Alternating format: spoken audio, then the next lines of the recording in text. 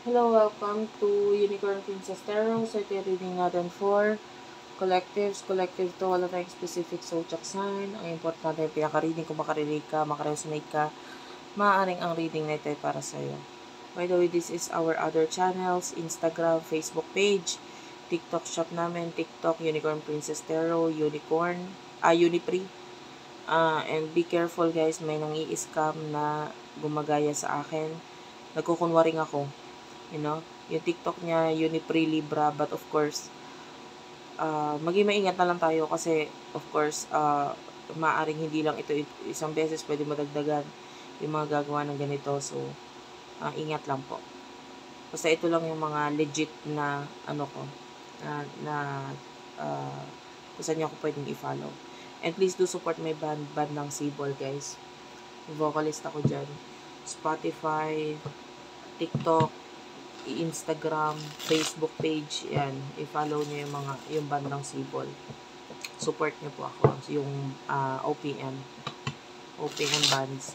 So anyway, what do we have here for the sign of collectives?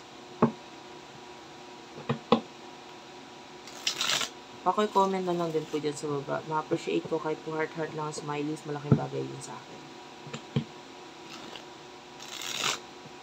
Nakamoy nga pala ako ng kape. Ano ba? Nagluluto. May nangamoy ako nagluluto. Parang margarine ba yun? O butter.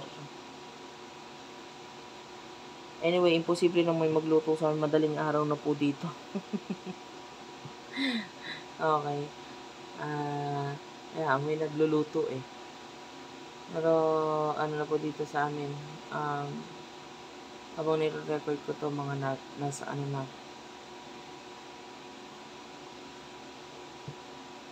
1, 2 a.m. mga ganyan. Hindi ako sure. Hindi ko na ma-check kasi nagre-record yung aking video. But anyway, let's start your video. For collectives. Okay lang kahit wala ha. Okay lang kahit wala.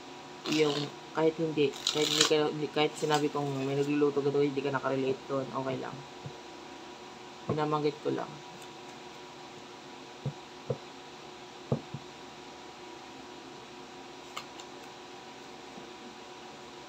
Makikita din tayo. Handa na ako. Selos.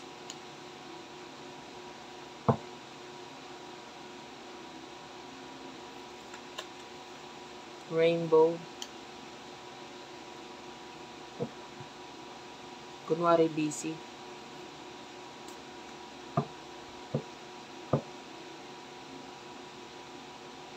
Collectives.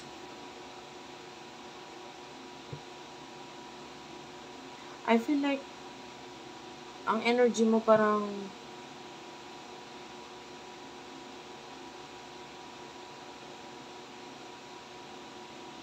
you're happy with the rainbow. And with the selos, nakikita ko to as evil eye. The more na nagiging masaya ka, the more na ang dami na nakakapansin sa'yo, nakakapuna sa'yo. Alam mo yun, parang hindi okay ito mga taon to eh. And with makikita din tayo, mas nakikita natin ito as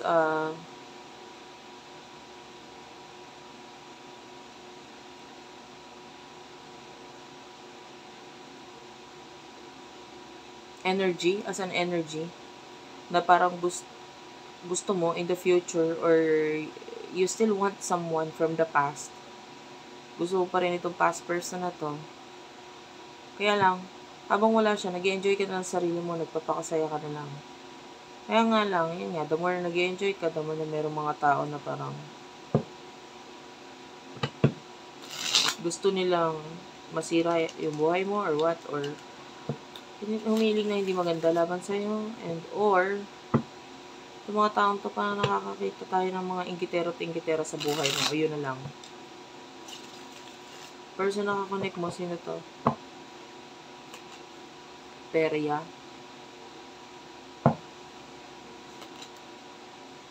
Universe ng bahala. Yeah, this is a past person. Maraming pagkakaiba.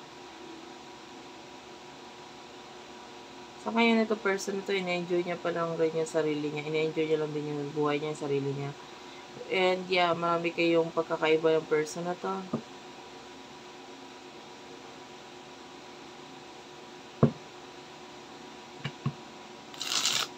Parang, ngayon parang the advice is huwag mong hintayin yung tao.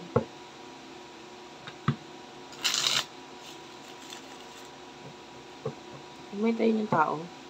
Hayaan mo lang siya. So, emotions yun yung dalawa. Pila.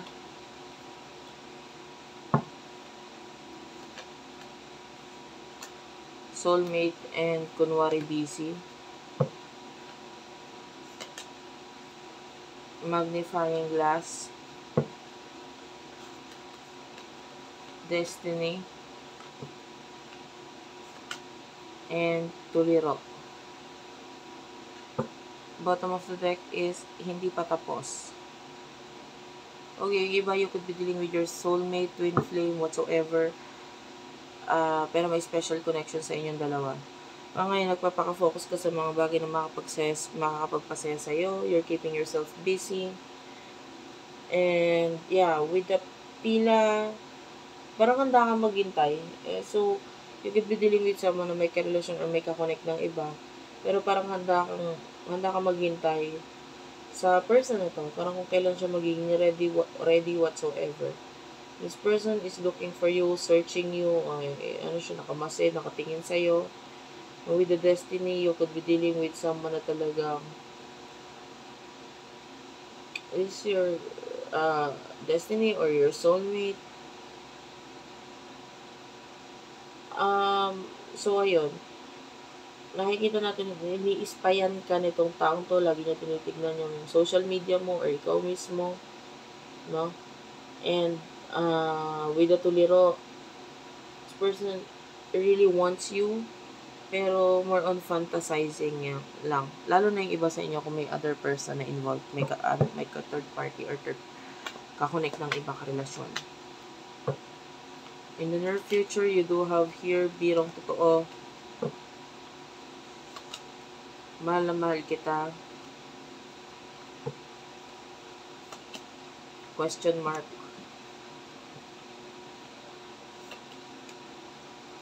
Tulay. Sana makita kita.